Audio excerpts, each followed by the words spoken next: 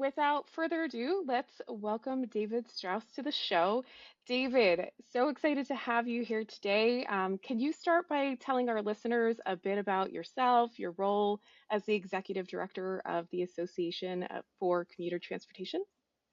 Happy to. Thank you. My name is David Straus. I am the Executive Director for the Association for Commuter Transportation, and we are the premier organization for individuals and organizations that are working within the transportation demand management space. That is, all the people, all the organizations working to advance sustainable transportation options to really make their communities, to improve the quality of life, to improve access to jobs, and address environmental impacts from transportation.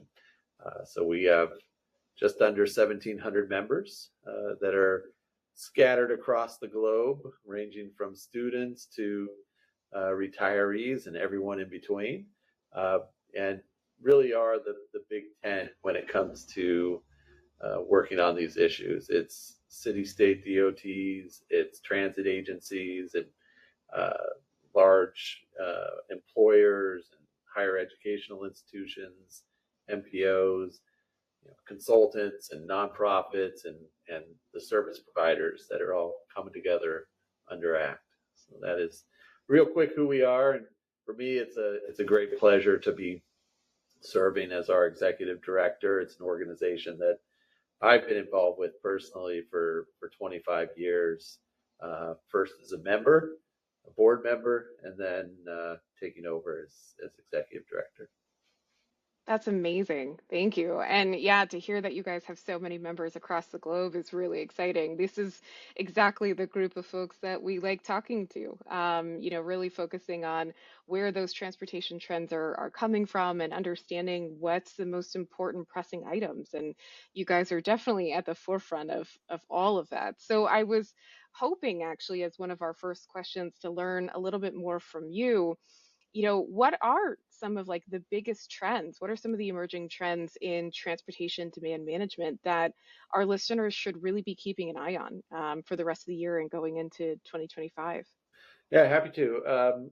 Things don't change too much within the transportation demand management space, but we're kind of on the ends of a really kind of exciting 15-year period of time or so that was really this kind of golden age for new technologies and innovations taking place within transportation, really aimed at the individual and how do we improve and provide, transportation information, transportation services, increased connectivity for the individual. And we saw that coming out through things like, first with car share and bike shares and scooter share and ride matching technologies and commuter platforms and gamification activities and peer-to-peer marketplaces popping up to sell everything from not sell, but rent anything from parking spaces to cars. So it's really been a really fascinating kind of period of time. And as we go forward, I think what we're seeing happening is, we've got the systems and services and kind of in place, and there's now a really focus on how do we make sure we're delivering the right services, the right options to specific populations of people. And I think that's going to Mm, be key, is really making sure that we're tailoring the services out there to the needs of specific groups. We have, you know, and really the pandemic kind of brought this to light where yeah. transportation was really focused, and a lot of transportation services were really focused on the white collar workforce working 9 to 5.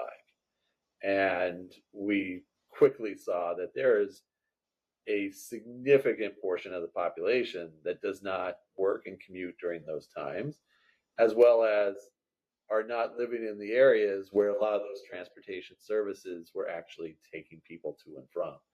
And So I think communities now are starting to shift their focus, looking at how do we best serve disadvantaged communities? How do we fill in the gaps between the transportation services that are out there?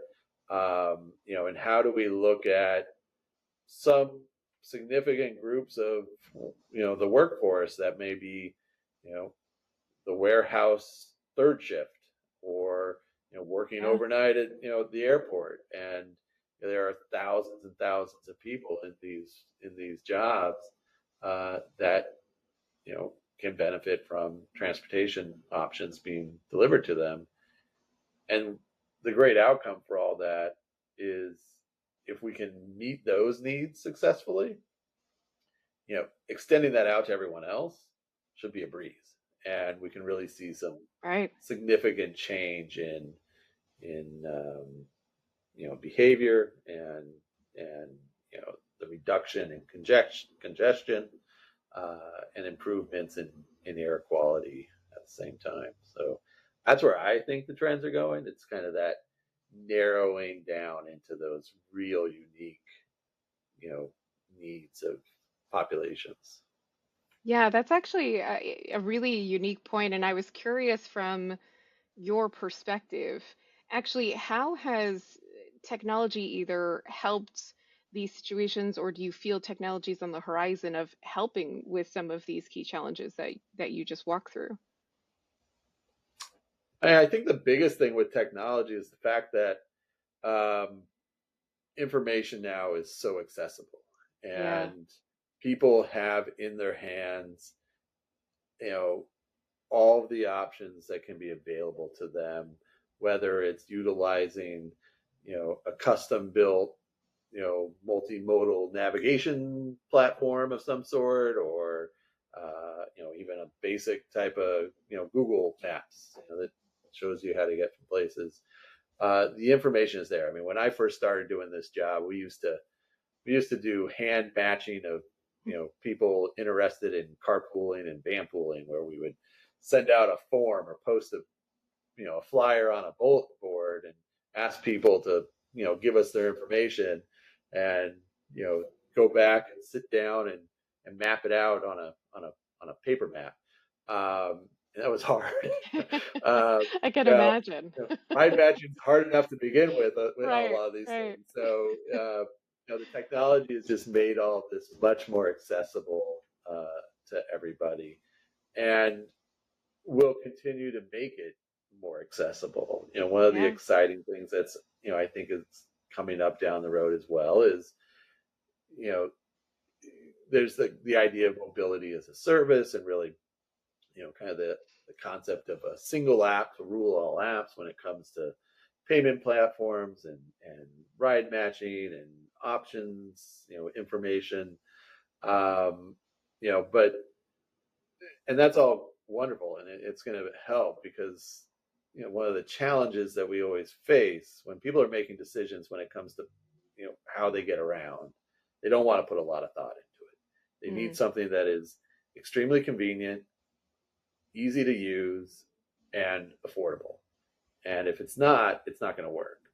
So if we can break down the barriers and silos between various transportation options that are there, be able to have people tap their phone or tap their credit card on a payment platform and hop on and know that they are getting to wherever they need to. you know the rider doesn't want to have to figure out how their fare gets split up and shared amongst various right. vendors and platforms, and they just want to be able to get on the vehicle or bike or scooter, whatever it may be.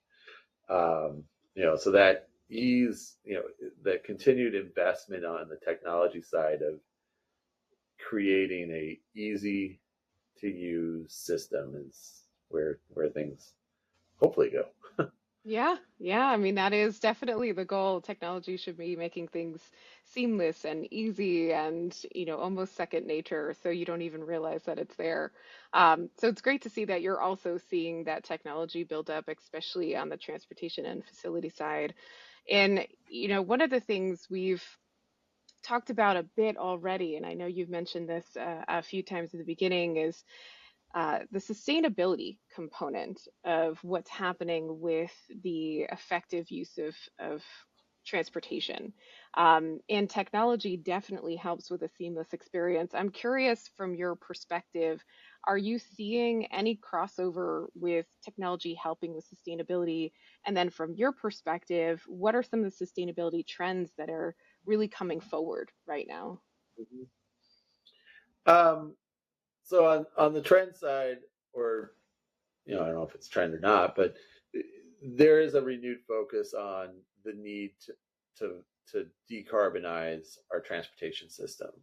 Mm, There was a great report that came out from the White House and Department of Transportation and EPA and HUD that was a blueprint for decarbonizing the transportation system, and really made it clear that we've figured out in some ways how to address emissions from electricity and factories, and how do we we're seeing reductions in those areas, but it's the transportation sector that is the one that is continuing to grow and is now the significant portion of our global climate emissions.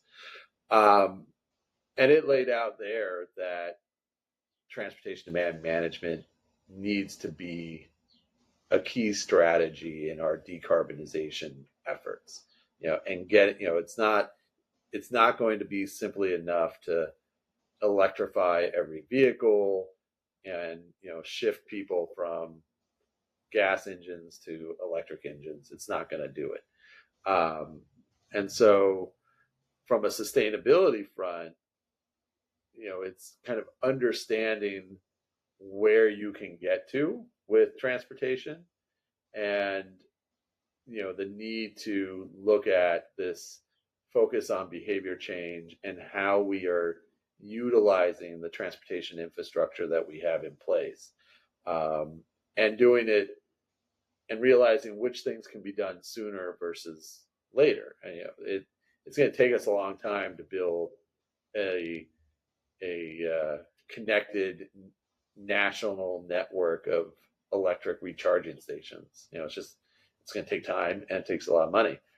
yeah. But we already have buses and bikes and bike trails and trains and sidewalks in place. So it's how do we start shifting as many people to these modes now as we can.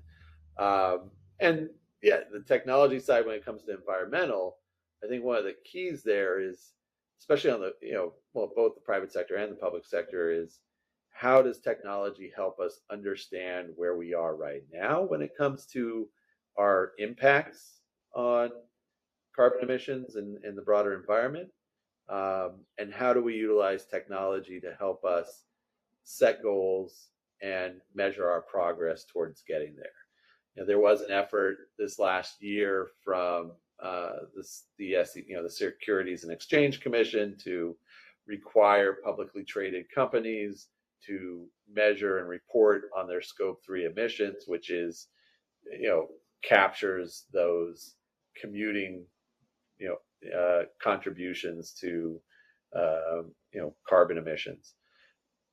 It ultimately didn't stay in that proposal, but there are a lot of companies out there that are reporting in other ways, whether it's voluntary or regulatory, their Scope 3 emissions, and you know being able to have platforms that help them gather this information, verify it, and be able to you know analyze and digest and spit out the end numbers is going to be key. Yeah, absolutely. I'm curious from your perspective, at least with the information we do know about the trends that are happening and the movement for, using more public transportation, using more sustainable transportation. Have you noticed any shifts in commuter behavior recently. And how should organizations, even public and private sector, be considered adjusting their TDM strategies? Mm-hmm. When I first started in this field, we talked about measuring success kind of like one person at a time. Like, oh, Mm, how do we move one person? Behavior change is always a challenge. Whether you're trying to get people to, you know, recycle more or quit smoking, changing your travel modes is a significant ask. Some describe it as one of those kind of wicked challenges, wicked problems that's out there. Um, but you know, March 2019, March 2020, we had the pandemic, and overnight, 40% or more of the workforce started working from home, and that in some ways, think there was preparations available for it, but a lot of it people just had to figure it out, and slowly over time, organizations adjusted, and that has had a significant permanent impact on commuting behavior and commuting patterns and mode shift and or mode split.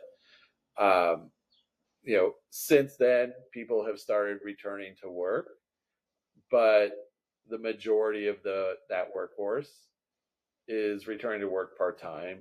Work part time in the office, and have a hybrid setup with home some days and hybrid others. It's probably averaging like 2.5 to 3 days a week, and in some places they're going back to the office 4 days a week. Uh, and so those have been really positive changes. But at the same time, during the pandemic, we saw reductions in public transit service.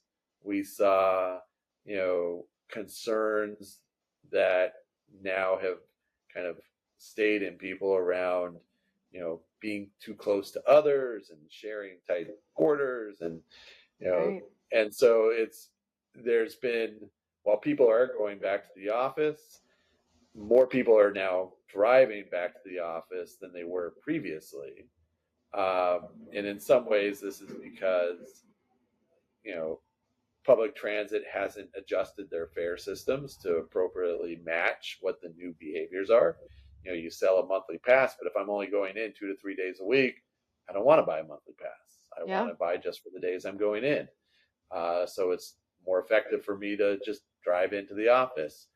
A lot of places, parking has been reduced because demand wasn't there, and they're trying to entice, sell those parking spaces. And so the competition on driving into work and parking, and taking public transit, how do you buy the pass? And I can only get the transit subsidy if I buy the monthly pass. It becomes a financial decision, and one that could be addressed, but requires some you know back and forth to figure it out. So from a commuting behavior standpoint, we're in this really interesting space, Mm, um, and I think it's still fleshing itself out, and over the next couple of years, we'll probably have a kind of a new baseline understanding of where we are, and how that moves forward. But all of that has been based off of that white collar kind of worker for the most part, because a lot of the disadvantaged communities, poor communities, lower wage workers, they are fully dependent on transit still for the most part.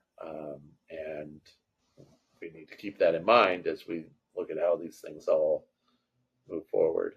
yeah, that actually rolls super nicely into one of the things that I was hoping to pick your brain on a bit. But I know we said at the start that transportation can move slowly in terms of changes in the industry, but I am curious, what are some of the like really exciting opportunities you see? So one you were just mentioning was taking a look at those fare options, and that's a sticking point that we could easily make some movement on. What are some of those other opportunities on the horizon that could make some really great sustainable impact in the future? Actually, I think e-bikes is another. Hmm. They the 10 years ago, they rarely existed. They were heavy and, cost a fortune. Um, but e-bikes are a really intriguing and I think exciting future mode that's coming into play, that really opens up a sustainable mode of transportation for almost anyone. People like to talk about how, you know, once they get on an e-bike, they feel like they can never go back to a regular bike. And it just expands the reach of your ability to commute, um, on a bike from, you know, for most on a bike, 5-10 miles max is what they would be willing to do. But with an e-bike, you can really start to expand. Come into play. Um, there are at the federal level, at state level, there are several states that currently have, um, you know, tax credits available for people that purchase, e-bikes. At the federal level, they continue to look at that. There have been proposals every year the last couple of years, for, e-bike incentives and tax credits. We're looking at, expanding the qualified transportation fringe benefit into biking as well, to be able to have it, something that you can pay through from work. So that one I think is influence on mode choice and is a nice sustainable option for all of us. Yeah, that's a really great point. It's interesting that actually recently my mother-in-law got an e-bike and she felt the same way. Yeah, and getting around it became a whole new mode of transportation because she actually has issues with her back and she loved to bike and so e-bike actually made and opened that up to her all again and so she's just been really loving it. So I have to agree. I Yep. feel like e-bikes have definitely been rising in a trend. And to your point, I want to just echo Yep. the price point. It does open up a lot of extended transportation options at a price that makes it significantly more accessible. And I think you're absolutely right that the trend of e-bikes is going to be a really interesting one to keep an eye on for sure. So I know we're coming up on time here, and this has been a really, really great conversation. I did want to shout out that we've got the 38th annual International ACT Conference right around the corner. The Leadr team is extremely excited to be there. We've got a bunch of people going. And so I would be remiss if I didn't have you at least tell us a little bit more about the conference and what we can expect at the upcoming show. Excellent. Well, I'm thrilled to hear that the team is coming out, so that's wonderful. We've got a great group of people come. I think we were just looking earlier. It's over 600, professionals that'll be coming out to the conference. So it's really that largest gathering of TDM, you know, professionals and stakeholders in the country, and so we're thrilled. Um, the program is fantastic. We've got two great keynote speakers, Charles Brown from Equitable Cities, who's going to be talking to us about, integrating DEI and equity within your transportation activities. Amy Ford, who's with the city of Denver, is going to be talking about, the important role that TDM plays within a community and really elevating its usage to achieve your broader transportation goals. It's really a kind of a first starting point. And there's something for everyone at an ACT conference. We've got over 40 sessions and mobile sessions and workshops on everything from, carpooling to telework to new innovative technologies to marketing and communications and behavior change strategies. It's the complaint I love to get from folks. It's that they always let us know, why did you pair those two sessions up against each other? I wanted to go to both. I'm like, can't deal, and then just lots and lots of networking, taking place over the 4 days. So it should be beautiful out in Denver. This is our makeup conference from 2020, so we're thrilled to be finally getting out to the city of Denver for the international conference, and hopefully people will join. Hopefully they'll stop by and introduce themselves to all of the way leader folks, and you know, look forward to seeing everyone there. Yeah, we're thrilled to be going and super excited to see the show and meet everybody there. And so with that, David, I just wanted to say thank you again for coming to the Leaders Way podcast, and I hope to have you on the show again soon. And obviously, we're excited to see you at the show. And again, the 38th ACT International Conference is going to be kicking off on August 4th, right, David? Is the first day in Colorado. That is right. So, That all is right. right. So, everyone, check it out. It is coming up. We're excited to be there, and we want you all to start taking a look at ACT. It's a wealth of knowledge. So, again, David, thank you so much for joining, and hopefully, we can talk again soon. Sounds great. Appreciate it.